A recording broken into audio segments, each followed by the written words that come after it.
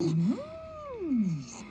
Hello and welcome to another review, and today it's not a film, it's not a book, it wouldn't be a book for me, it's a TV show, and it's The Woman Who Fell to Earth. It's the first new episode of Doctor Who Series 11.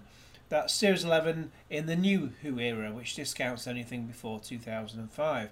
And it has not one new broom, but two. We have Jodie Whittaker as the new Doctor, and Chris Chibnall, who's the new showrunner.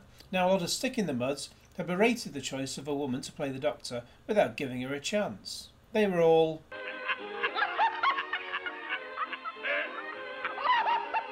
and Women, know your limits. but I'll come to her later.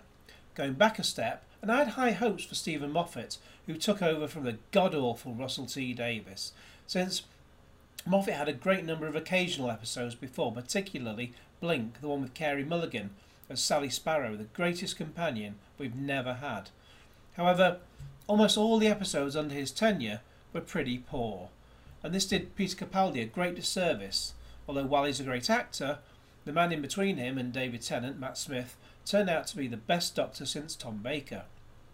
I grew up watching Tom Baker and I didn't think anyone could touch his greatness, but for all his young years, Matt Smith certainly had the eccentricity that was required. New head honcho Chris Chibnall has worked with Miss Whittaker before on Broadchurch. Now, I only saw Series 3 of that, and it was very good. I'm not in a rush to see the first two series though, especially as I know spoilers from both of those before I'd watch them. But then again, when that happens with a whodunit, I can always look at it from the other side to see how people are around the baddies. In this new episode, Jodie Whittaker certainly makes an impressive entrance and equips herself very well in the role. I haven't seen a huge amount of her output, so wasn't sure if she could pull it off, but based on this, it's a definite yes. Can she match Matt Smith's eccentricity? She's certainly making a good fist of it so far, so here's hoping, especially in a number of exchanges which I've detailed in my review in the link in the video description below. Jodie's Doctor makes up plans on the hoof, as the Doctor often does, but there's a smattering of decent humour in this which keeps it ticking along nicely, all leading to a very enjoyable opening hour.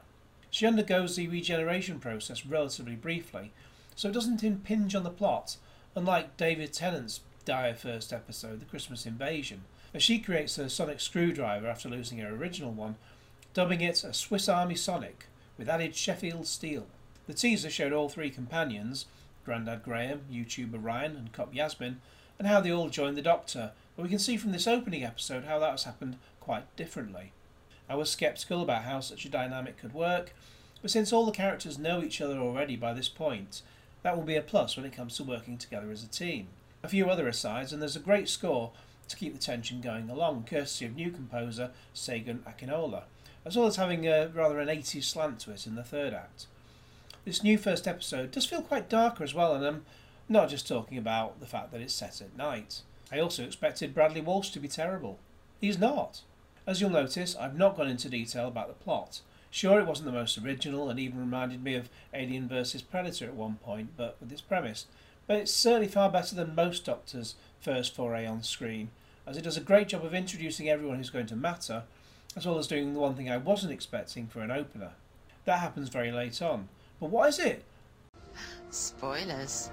With no TARDIS shown and the lack of it being woven into the story arc, although I expect that to be resolved in episode 2, we were left with an interesting cliffhanger. How will they get out of that one? Well, you have to find out next Sunday at 6:55 PM, won't you? Oh, and there's one thing that this episode didn't have, which I didn't even think about until the end credits ran, which was there's no opening credits. Now those are usually an iconic moment, but this one just got straight into the action and just continued from there. We're pretty much used to that with films these days, but never on a big TV show or even any TV show. So what score did I give this episode out of 10? Okay, well let me know what you thought about this episode in the comments below, as well as this review itself, and if I get a lot of reactions to this vlog, then I'll do the same again for more episodes. For now, please like this video and share it with your friends, and subscribe if you haven't already, and cue Genesis.